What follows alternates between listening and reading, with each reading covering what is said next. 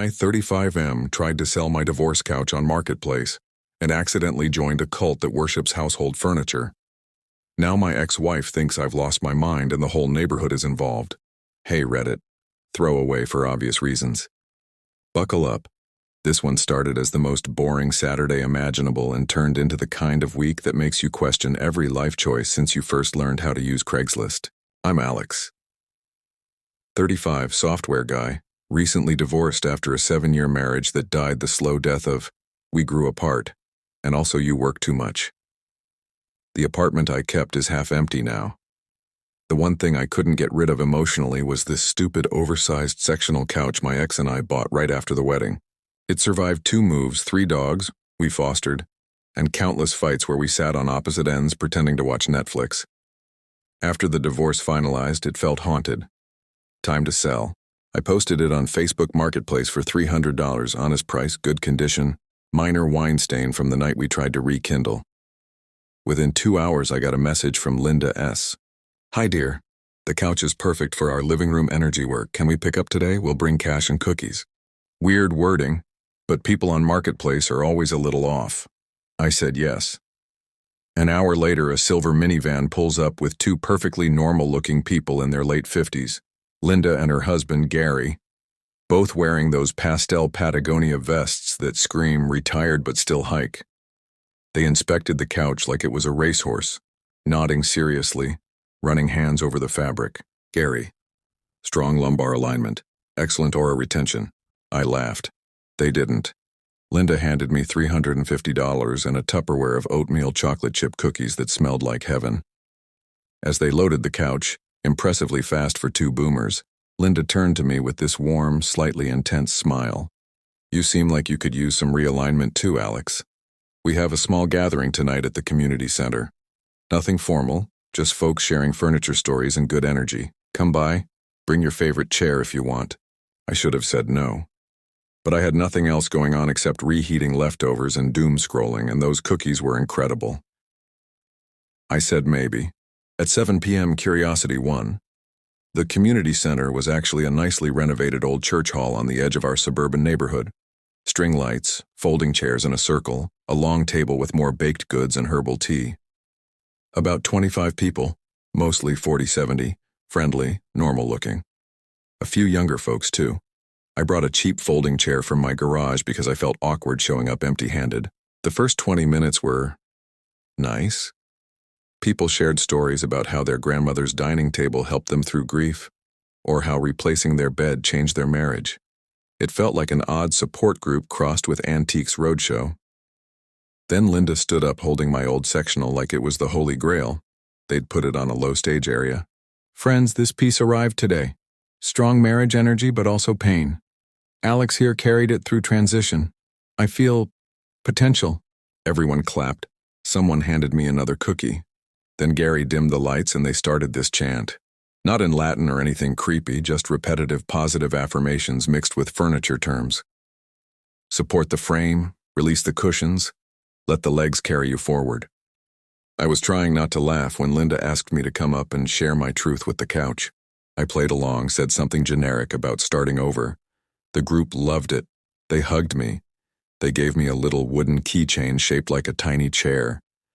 I left feeling strangely lighter, like I'd done accidental group therapy. Big mistake. Sunday morning my doorbell rings at 9 a.m.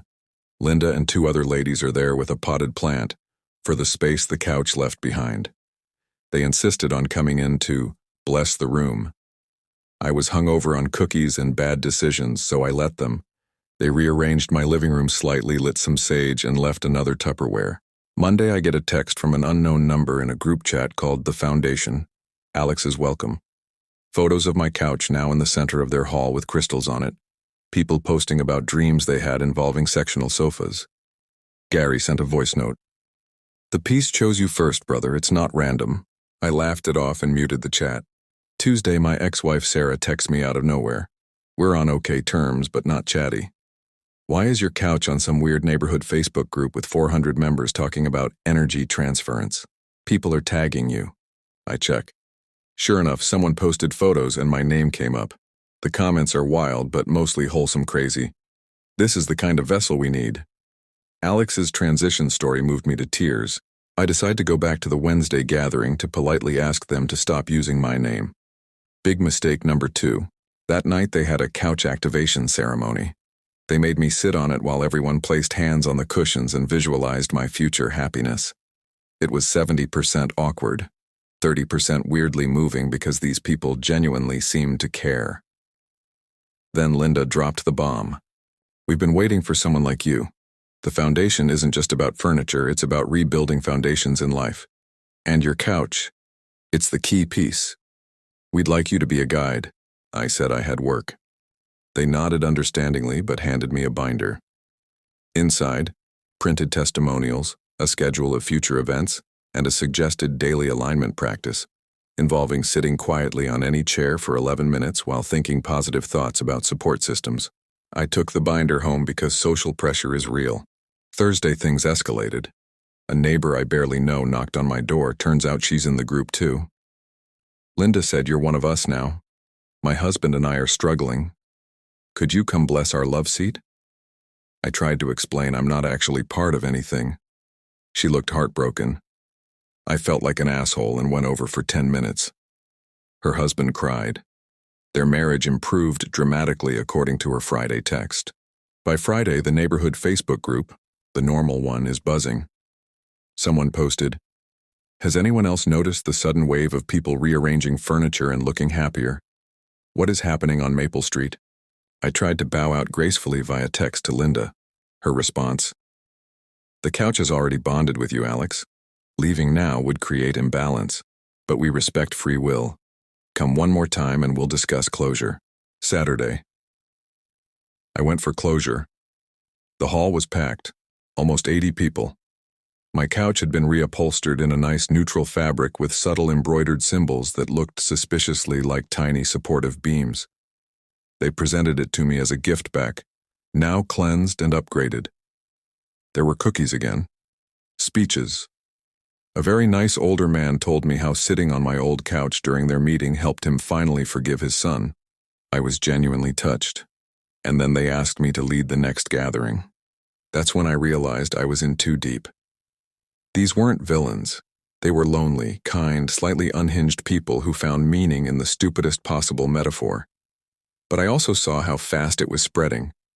My own mother, who lives 2 towns over, got invited by a friend of a friend. I stood up, thanked them sincerely, and said I couldn't be a guide because I was still figuring out my own foundation. I took the couch home in a borrowed truck. The group was disappointed but hugged me and said the door was always open. Sunday morning I woke up to 47 new friend requests and 3 people parked outside taking photos of my apartment window for the vibes. My ex texted, "You absolute disaster, I can't believe I'm saying this, but do you need me to come stage an intervention? Also, your couch looks better than when we owned it." The viral neighborhood post has 12K shares now. Local news picked it up as a light human interest story. Suburban furniture cult or harmless hobby group.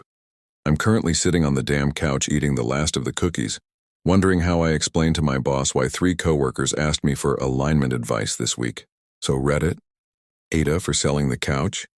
Or for almost becoming their reluctant messiah? How the hell do I extract myself without breaking a bunch of sweet weirdos' hearts? And yes, the cookies are still arriving via porch drop-offs. TLDR. Tried to sell divorce couch, accidentally started suburban furniture cult. Now everyone thinks I'm their spiritual furniture whisperer. Send help, and maybe more cookies.